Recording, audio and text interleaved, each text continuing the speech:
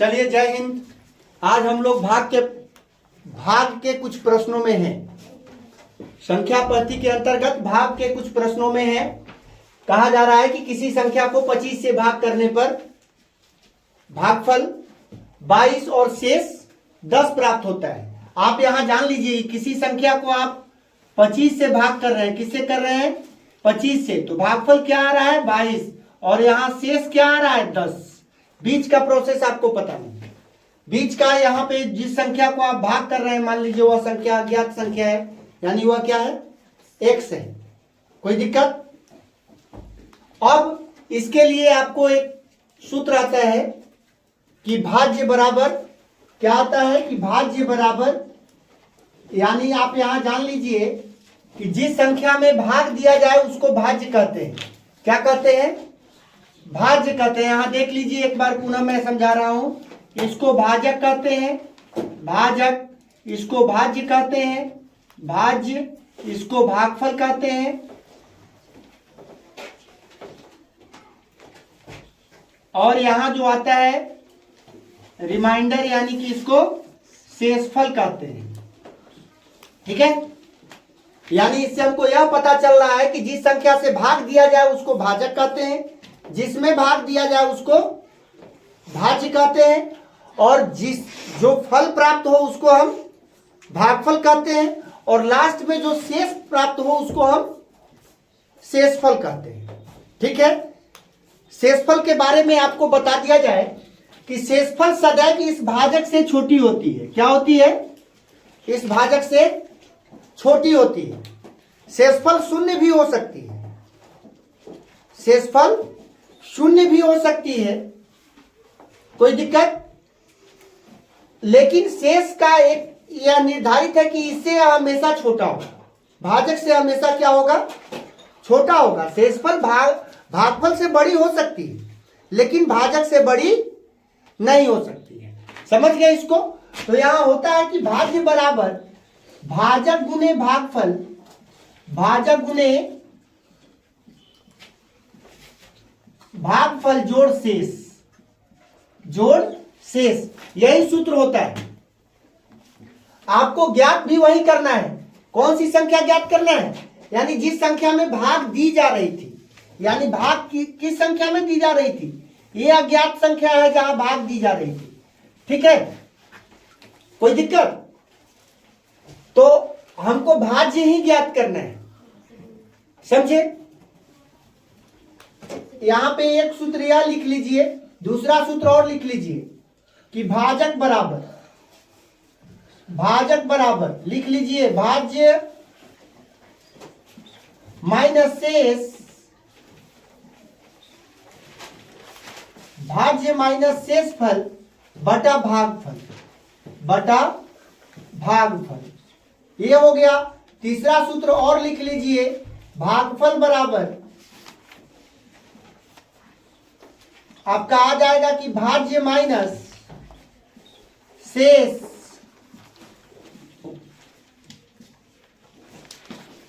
बटा भाजक।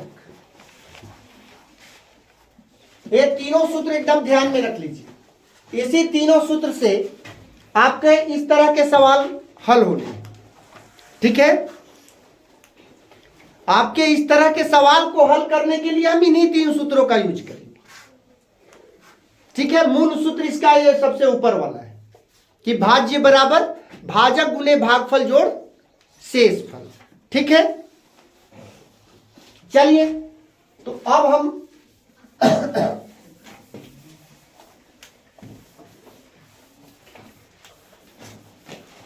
तो हमको यहां पे भाज्य ज्ञात करना है।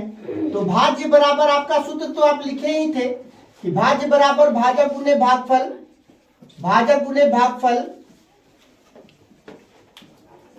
जोड़ शेष। ठीक है? तो यहां देखना है कि किस संख्या से भाग दी जा रही है, यानी 25 से। तो भाजक 25 है। ठीक है? तो 25, फल क्या प्राप्त हुआ है? भागफल कितना है? तो 22 है। तो यहां कह रहा है भाजक गुने भागफल, यानी कि 25 गुने 22। कोई दिक्कत? और शेषफल क्या है? तो 10 है। अब इसी को आपको बना लेना है, तो पहले हमको गुना की क्रिया कर लेनी है।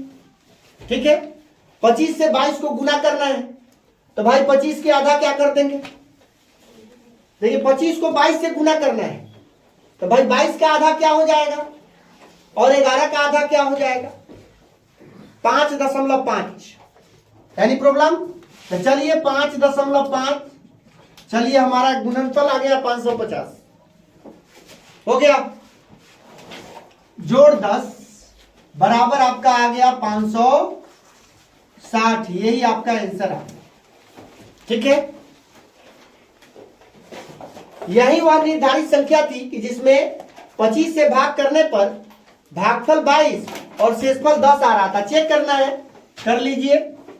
560 को आप 25 से भाग कर रहे थे, ठीक है, तो 25 दूना 50, घट के शेष आ गया 6, उसके बाद चलिए अब 60 आ गया, 25 दूना 50, शेष आ गया 10, यानी कि ये 560 को आप 25 से भाग कर रहे थे तो भागफल 22 और शेष 10 आ रहा था। इस शर्त को यह पूरा करता है, अतः हमारा यह जो है वो सही है।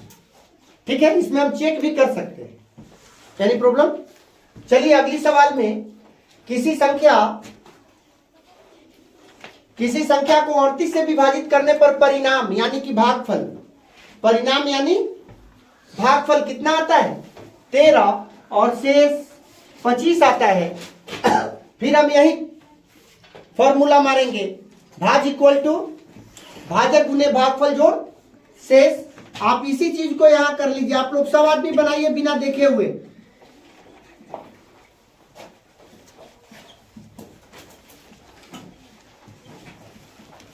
पहला अगर समझ में आ गया है तो दूसरा को एकदम स्वतः बना लीजिए। तो भाजक यहां 38 है, 38 गुने कितना, तो भागफल 13 है और शेष जो है वह 25 है। ठीक है, अब यहां देखिए 38 को 13 से गुना करना है कि नहीं, तो भाई 38 का पहाड़ा तो हमको नहीं आता है, लेकिन 13 का तो आता है, आता है भाई।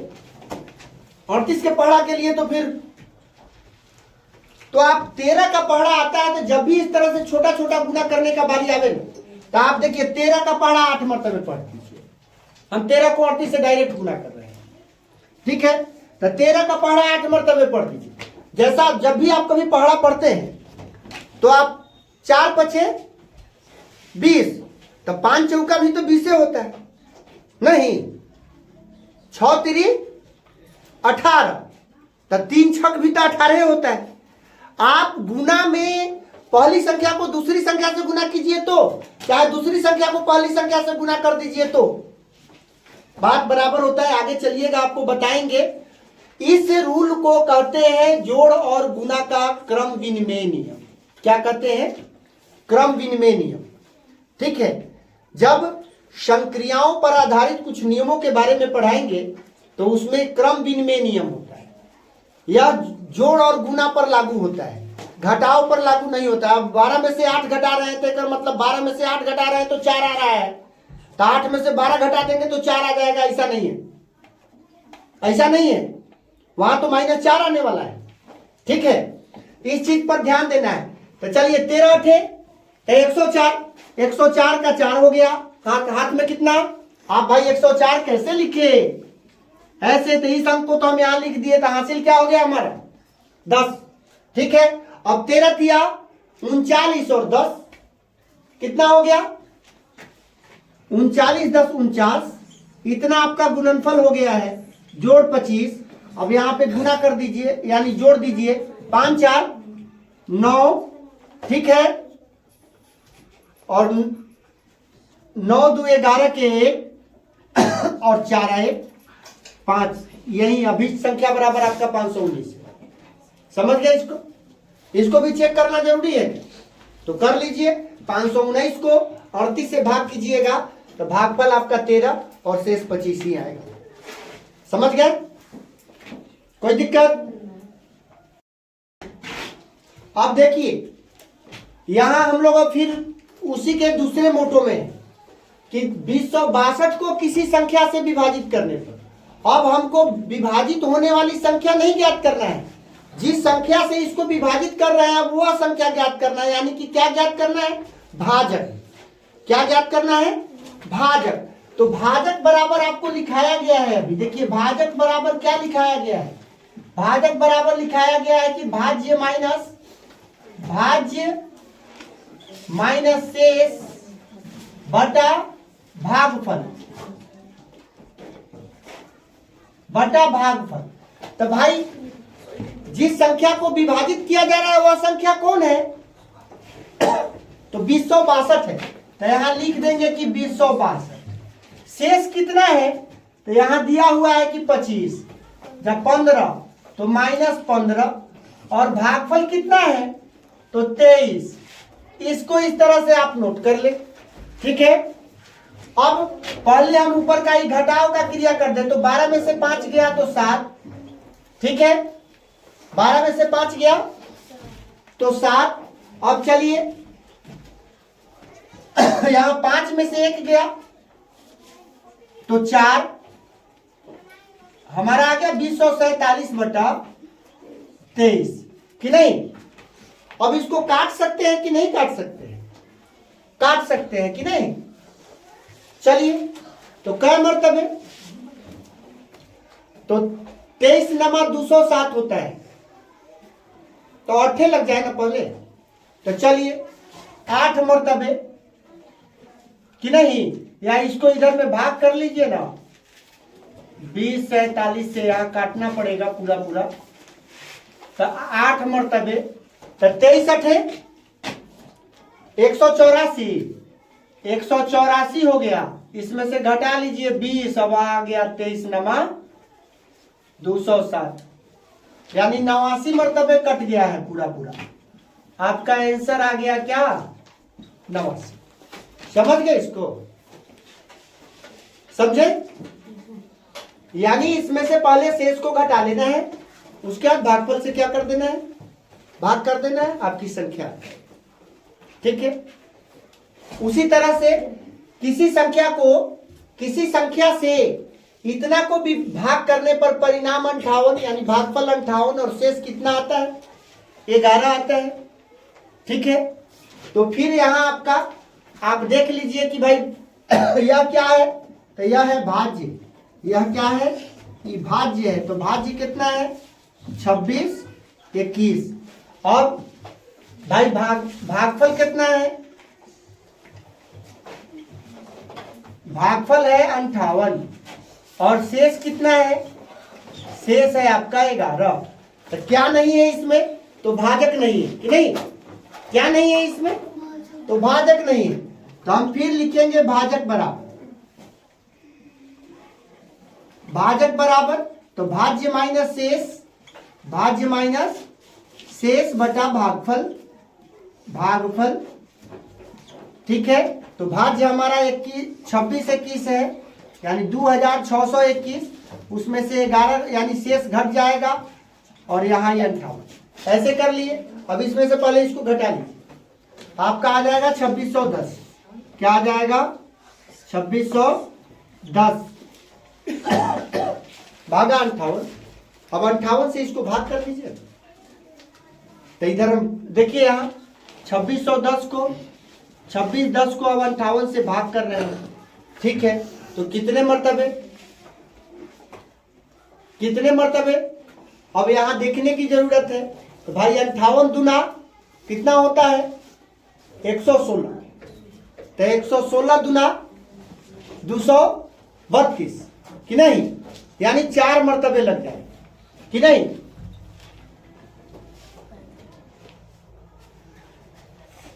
नहीं तो आप ऐसे भी कर सकते हैं। भाग देने में कभी कभी आपको सोच में पड़ जाते हैं ना कि भाई कितने मर्तबे लगाए कि नहीं? तो यहाँ इसके पहला अंक का पढ़ा पढ़िए। क्या मर्तबे? 5 मर्तबे पढ़िएगा तो 25, यानी 26 के इर्द गिर्द में पहुंच जा रहे हैं। यानी 5 से ज्यादा मर्तबे तो आपको नहीं लगाना है, यानी या तो 5 मर्तबे ट्राई कीजिए ना, तो 4 मर्तबे तो नहीं लगिएगा। तो 5 मर्तबे तो देख लीजिए, 8 पचे 40 के 16, और 50 25 4 29, यानी यहाँ तो 290 आ जा रहा है, जबकि आपके पास 261 है। तो 5 मरतबे में फाजिल हो जा रहा है, तो आप 4 मरतबे लगा लीजिए। ठीक है, तो 4 मरतबे 8 चौका 32 के 2, अब यहाँ पर 5 चौका 20, अब 20 3 23, 20 3 23। चलिए अब 11 में से 2 गया, तो 11 में से 2 गया 9, 5 में से 3 गया 2। ठीक है, 29 हमारा शेष आ गया है। अब चलिए 5 मरतबे यानी 45 मरतबे यह पूरा पूरा कट गया है। हमारा आंसर आ गया है कितना? 45। समझ में आ गया? कोई दिक्कत? चलिए यहां 2 पैटर्न और हम लेके आए, भागफल और शेषफल पर आधारित 2 सवाल और है कि किसी संख्या को 33 से विभाजित करने पर शेषफल 27 प्राप्त होता है, तो उसी संख्या को अगर 11 से विभाजित कर दिया जाए तो उसका शेषफल क्या है।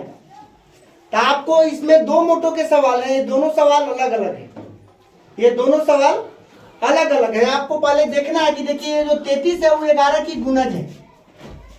अगर पहले वाली संख्या बाद वाली संख्या की गुणज हो तो आपको घबराना नहीं है कि भाई सवाल कितना भारी हो गया, यह कैसे ज्ञात करें, यह ज्ञात कैसे करें। नहीं,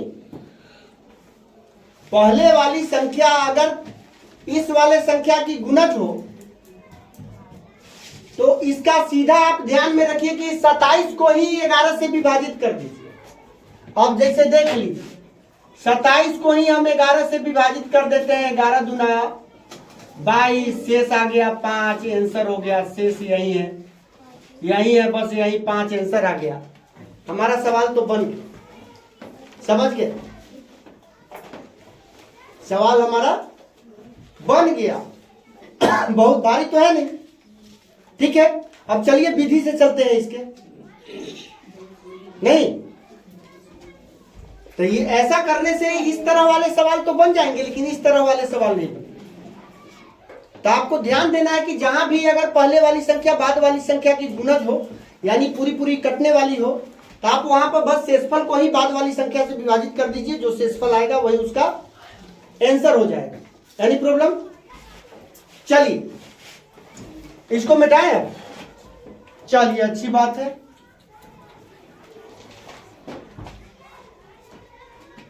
अब 33 से किसी संख्या को विभाजित करने पर, अब 33 से विभाजित कर रहे हैं तो भाजक आपको पता है, भाजक आपको पता है, तो भाज्य बराबर होता है भाजक गुने भागफल जोड़ शेष। भाजक गुने भागफल जोड़ शेष अभी पढ़े हैं ना भाज्य बराबर में।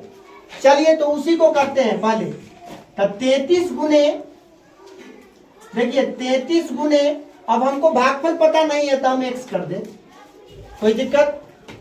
तो 33 गुने x जोड़ शेष कितना है भाई? 27। यही वह संख्या है। देखिए भाजक गुने भागफल जोड़ शेष यानी कि वह संख्या है जो हमको पता नहीं। यानी प्रॉब्लम? अब इस संख्या को विभाजित किससे करना है भाई?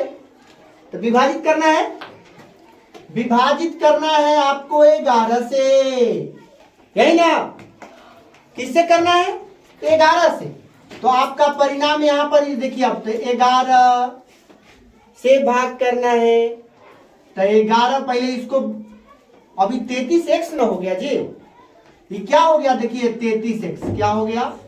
33x जोड़ 27, यही आपका संख्या है। कोई दिक्कत? अब इसको हमको 11 से विभाजित करना है। ठीक है, तो 11 गुने 3, ठीक है, 11 गुने 3 गुने x जोड़, अभी क्या करेंगे? तो 11 दूना, देखिए यहाँ 11 गुने 2 जोड़ 5 बराबर क्या होगा?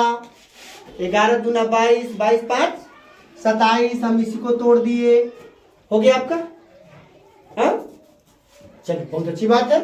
अब यहां देखिए 11 इसमें भी है और 11, ठीक है, 11 यहां भी है और 11 यहां भी।